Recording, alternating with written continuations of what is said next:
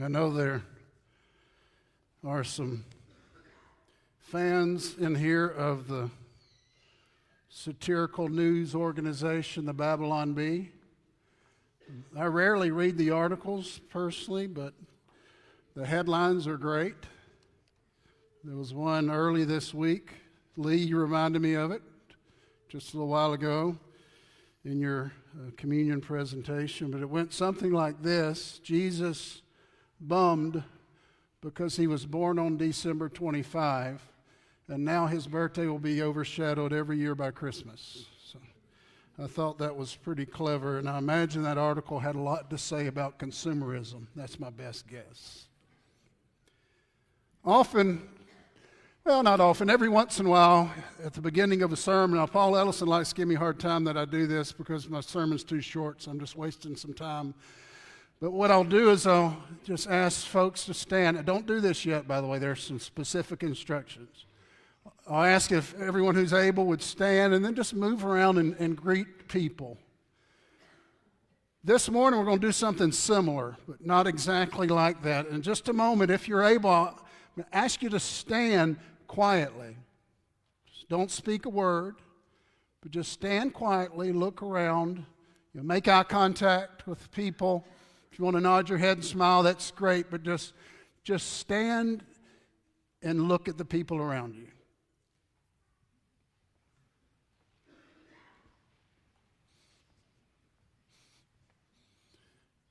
And while we're doing this, let me say a few things. There's a good chance that you're looking at somebody who's a lot like you. The majority of us in this room are what we would call WASPs, right? White Anglo-Saxon Protestants. Our ancestors came from Europe somewhere. But that's not all of us. We have folks of Hispanic origin, folks whose heritage is Mexico, whose heritage is Ecuador, whose heritage is other Latin American places. We have people whose heritage is African American, is Filipino, and that's just ethnicity. But you also might be looking at somebody who grew up very differently than you or I did. You might be looking at somebody who has a different belief system, and if we think that everybody in this room right now believes the same thing, we're pretty naive, because there's a lot of different sets of beliefs in here. There's about 100%, you can sit now, thank you. There's about 100% chance, by the way, that as you looked around, you were looking at somebody really strange. And there's probably about 100% chance that at least one person, when they looked at you, was thinking the same thing.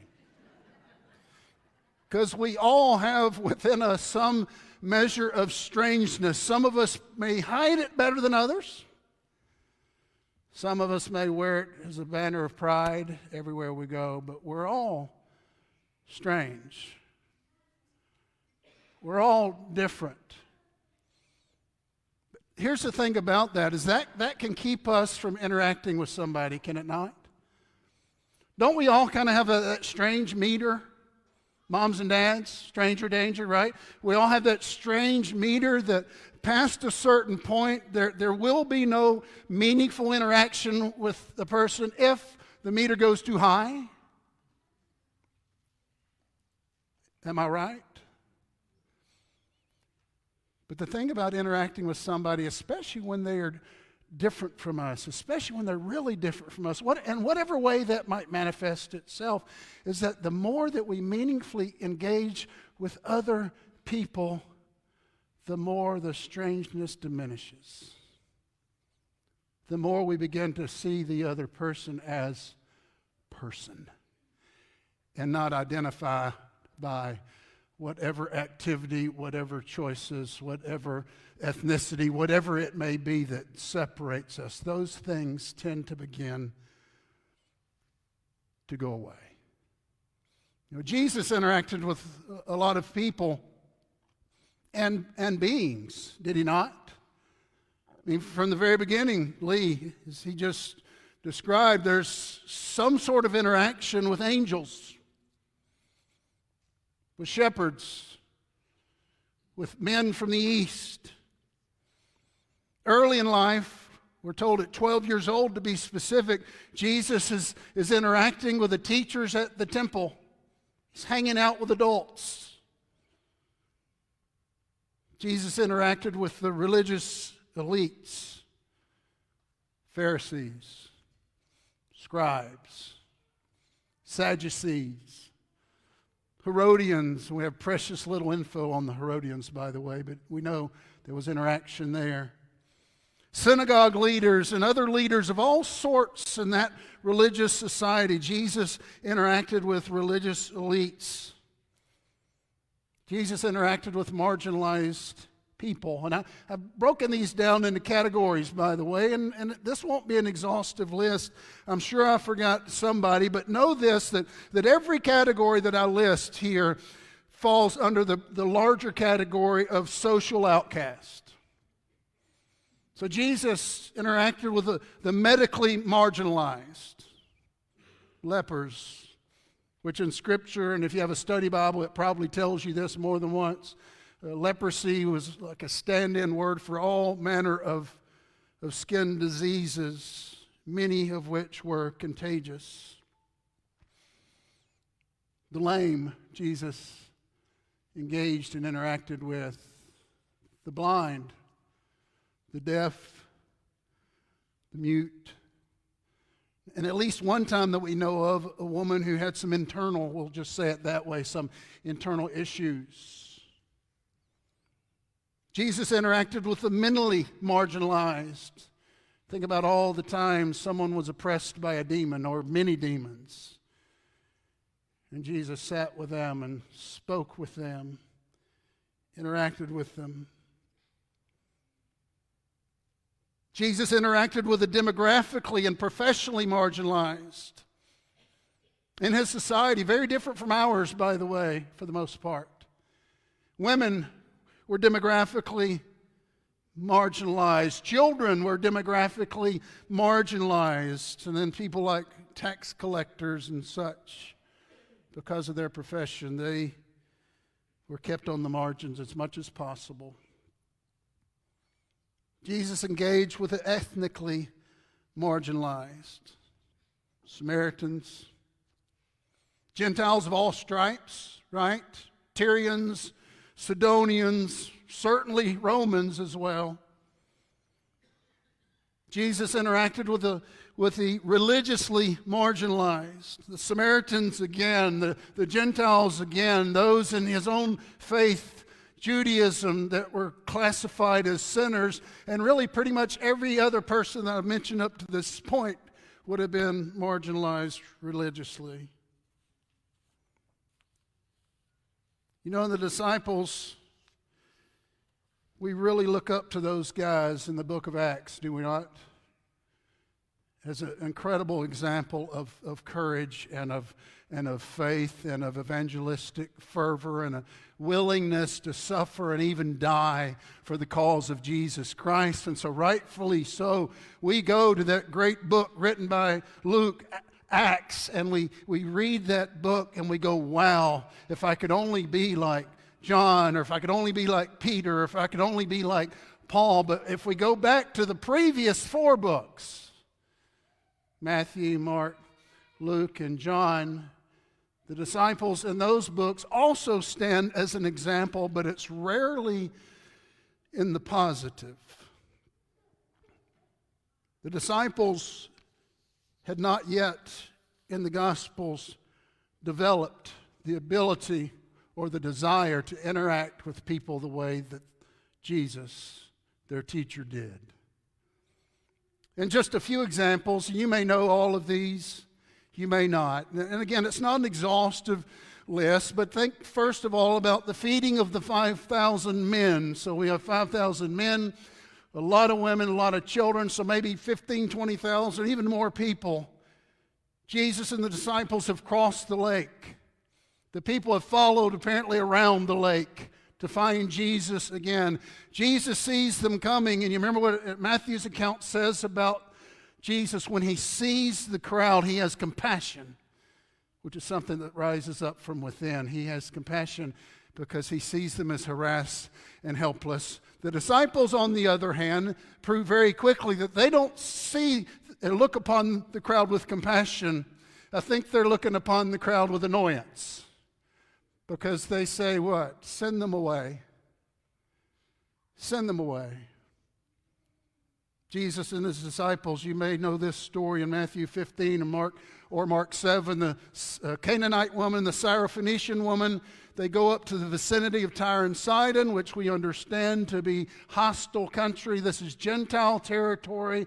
The disciples do not want to be there. And this woman comes out crying out to Jesus because her daughter is oppressed by a demon. And what do the disciples say? It's only in one of those accounts, by the way. Send her away, because she keeps crying out after us. In Luke's account and also in Mark's account, there's a moment where the disciples say to Jesus, and what's interesting about this moment, and I'll tell you about it in just a moment, is that it immediately follows Jesus' words to his disciples about the truth and the fact that they need to be servants and they need to receive others like he receives others. So it's right on the heels of this, literally. They say to Jesus that there was somebody casting out demons in his name. And quote, we tried to stop him because he was not following us. In other words, he ain't part of our group, Lord. He's not in my clique. He wasn't like us. Maybe had never seen him before, who knows? And of course, Jesus goes on to rebuke them and tell them anyone who's doing a mighty work in his name is for them and not against them. And then there's a story that follows right on the heels of that story, by the way, where James and John, and you probably know what's coming here, the Samaritans have rejected Jesus. They've gone to a town of the Samaritans, and the Samaritans did not receive him. In other words, we could say fairly, maybe they had a little bit of different beliefs, which they did, by the way. They actually had a different Bible, in a sense. They don't believe like we believe, and they're proving that by rejecting you. So famously, James and John say, Lord, do you want us to tell fire to come down from heaven to consume them? And then a couple of the Gospels, and this is the last one I'll share before we read from Luke 7. A couple of the Gospels, we get this vignette where people are bringing children to Jesus for him to bless them. Now, one account says that the disciples rebuked the people, which would imply the parents, correct?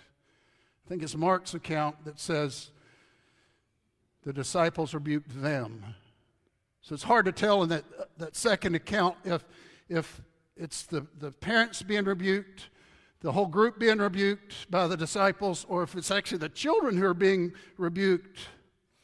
But the point is, people are bringing their children to Jesus, and the disciples are trying to turn them away. They don't want to interact with them.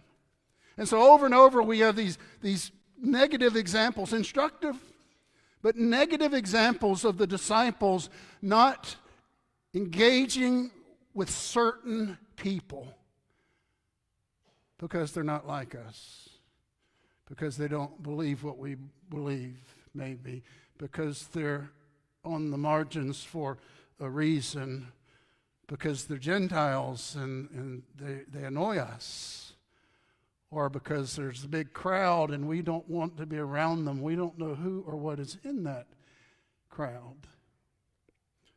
Luke chapter 7, we're going to read the whole thing, by the way, because I like to get some context here. And watch as we go, and I'll try to point it out, watch as we go the different sorts of people that Jesus engages in these stories. After he had finished all his sayings in the hearing of the people, he entered Capernaum. If you read chapter 6, you'll see a lot of stuff that sounds familiar, Sermon on the Mount type of stuff.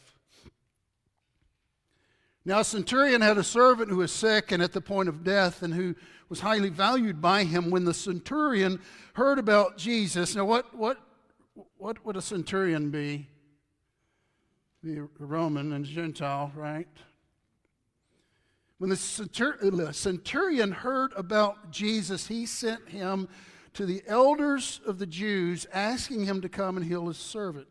Or he sent to him elders of the Jews. And when they came to Jesus, they pleaded with him earnestly, saying, "He is worthy to have you do this for him, for he loves our nation, and he is the one who built us our synagogue." And Jesus went with them. When he was not far from the house, the centurion sent friends, saying to him, "Lord, do not trouble yourself, for I am not worthy to have you come under my roof. Therefore I did not presume to come to you," the implication that I did not presume to come to you myself, "but say the word and let my servant be healed. For I too am a man set under authority, with soldiers under me. And I say to one, 'Go,' and he goes. And another, 'Come,' and he comes. And to my servant, 'Do this,' and he does it." When Jesus heard these things, he marveled at him, and turning to the crowd that followed him, said, "I tell you," crowd, who's in the crowd, by the way? Overwhelmingly what? If not exclusively Jews. "I tell you, not even in Israel have I found such faith." And when those who had been sent returned to the house, they found the servant well. Soon afterward, he went to a town called Nain, and his disciples and a great crowd went with him. As he drew near to the gate of the town, behold, a man who had died was being carried out, the only son of his mother. And she was a widow, and a considerable crowd from the town was with her. So she's multiply marginalized, isn't she? She is a widowed female in the first century. And when the Lord saw her, she had compassion on her and said to her, "Do not weep."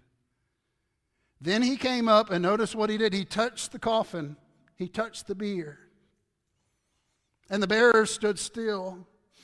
And he said, "Young man, I say to you, arise." And the dead man sat up and began to speak, and Jesus gave him to his mother.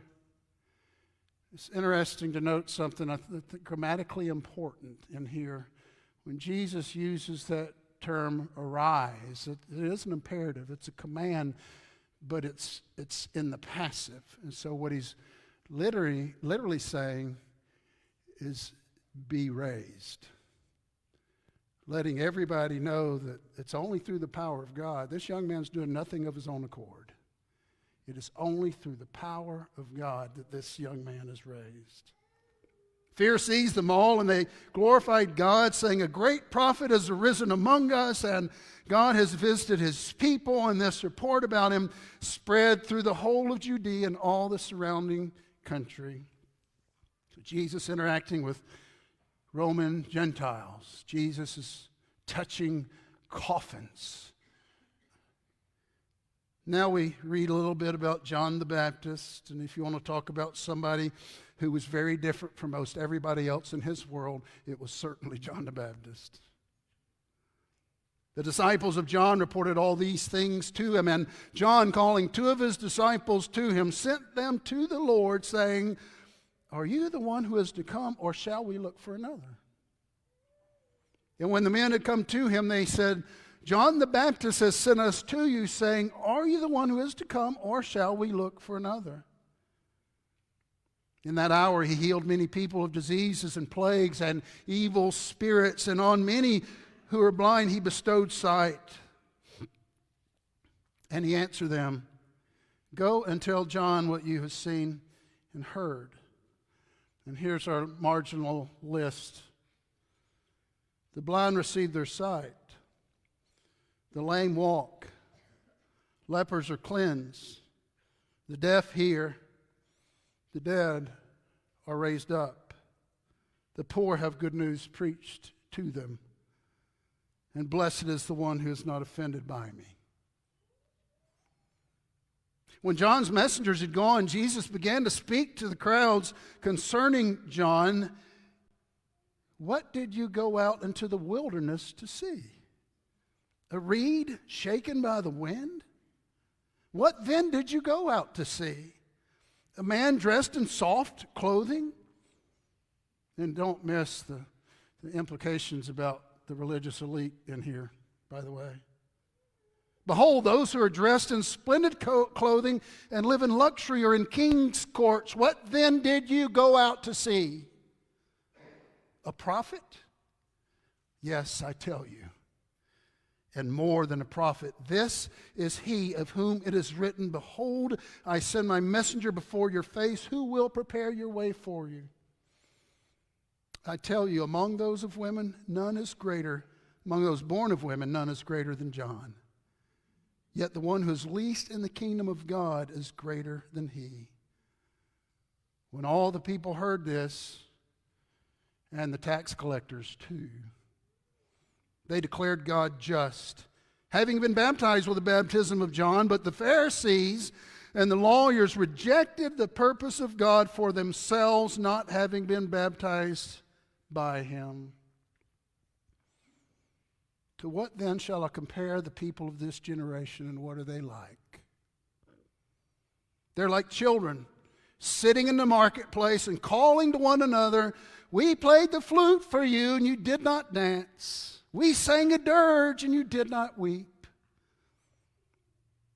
For John the Baptist has come eating no bread and drinking no wine, and you say, He has a demon. He's strange. He's not like us. The Son of Man has come eating and drinking, and you say, Look at him, a glutton and a drunkard, a friend of tax collectors and sinners. Yet wisdom is justified by all her children. And I believe all of that sets up this next story, which is the one I really wanted to get to. One of the Pharisees asked him to eat with him, and he went into the Pharisee's house and reclined at table. And behold, a woman of the city, we know what that means, right? Okay, explain that to your children if you like, in your own words. A woman of the city who was a sinner, on top of that, when she learned that he was reclining at table in the Pharisee's house, brought an alabaster flask of ointment. And standing behind him at his feet, remember Jesus is reclining, so if you can get that image, so she's behind him, but she's down by his feet. Weeping, she began to wet his feet with her tears and wiped them with her hair of her head and kissed his feet and anointed them with ointment. Now when the Pharisee who had invited him saw this, he said to himself, If this man were a prophet, he would have known who and what sort of woman this is who is touching him, for she is a sinner. And Jesus answering said to him, Simon, I have something to say to you. Do you think there's like a big gulp moment right there for Simon? Kind of a uh-oh. And he answered, Say it, teacher. A certain moneylender had two debtors, Jesus goes on. One owed 500 denarii, the other 50. When they could not pay, he canceled the debt of both. Now, which of them will love him more? Simon answered, The one, I suppose, for whom he canceled the larger debt. And Jesus said to him, You've judged rightly.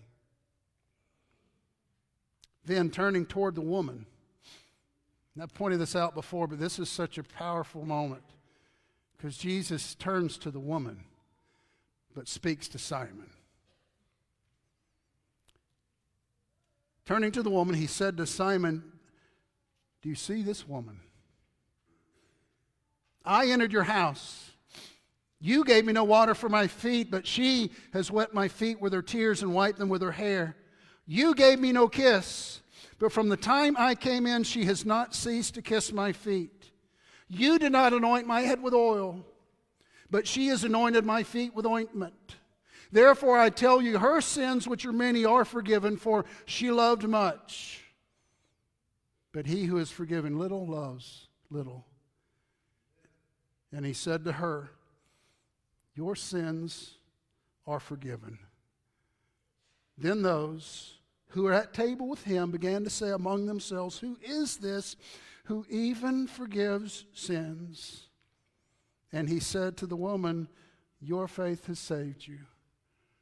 Go in peace." There's a whole lot in that story, but just a few things I want to point out, and we're almost done. You notice that the Pharisee did not truly see the woman. The only thing that the Pharisee saw was her past. The Pharisee saw a flawed history. He did not see a human being. But in contrast, Jesus truly saw her. And you notice the language, by the way, that Jesus uses when he turns to the woman and he speaks to Simon. He says, "Do you see this woman?" And I think in there is an accusation against Simon that, Simon, you really haven't seen this woman. All you've ever seen is what she's done in her life that you know of. But you're not seeing this person. But Jesus truly saw her. Yes, he praised her kindness, but more importantly, Jesus Christ recognized both her humanity and her infinite value.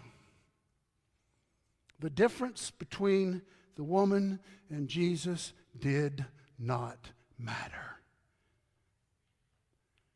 That is a profound lesson from Jesus.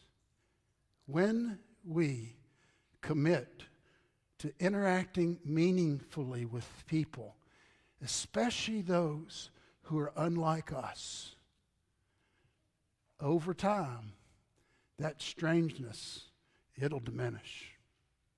It'll subside because we will start to see one another, not as identifying each other by where we've been, what we've done, how we were raised, what we look at, but rather just looking into the eyes of someone who is a fellow human being made in the image of God.